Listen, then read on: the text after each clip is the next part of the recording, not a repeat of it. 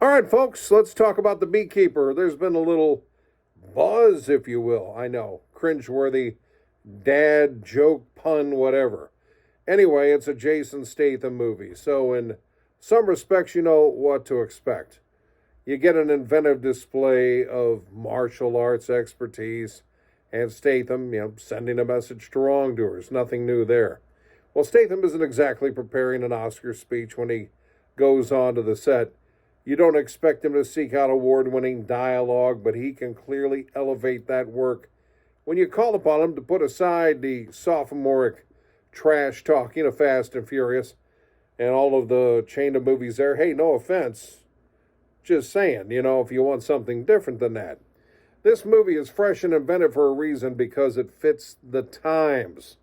The villains of this age often aren't meant for a confrontation with Schwarzenegger or Stallone, certainly not Statham, and they aren't always going to be that soldier of fortune fighting for the wrong cause type.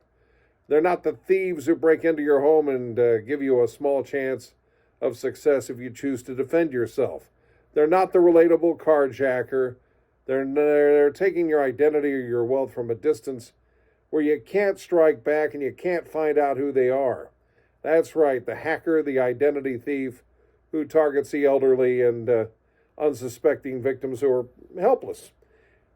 It's hard to give this villain a face or anything akin to, let's say, mafia headquarters, but they do it beautifully here.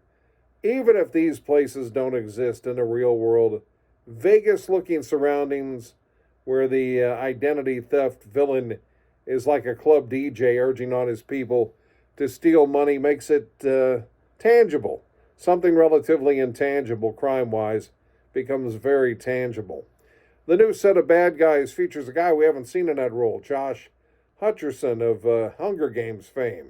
Now, being a less than imposing figure serves him well here, I think. He hides behind others and strikes without mercy and a lot of arrogance. They not only enjoy the riches they take these type of criminals, and in this film they enjoy exploiting the people they drain of money. They like to spike the football, let's put it that way. None of the key villains are a physical threat to Statham's Beekeeper, but the forces they hire and bring to the table are.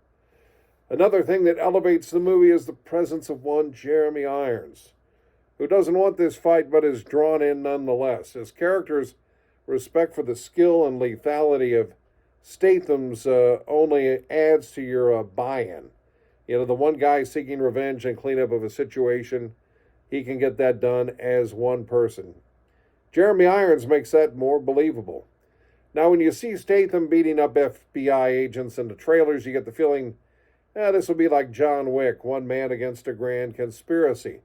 In reality, Hutcherson's character is like a computer virus that infects a power structure, and on Judgment Day, everyone isn't on board, and that adds a little mystery. Who's all in, who isn't?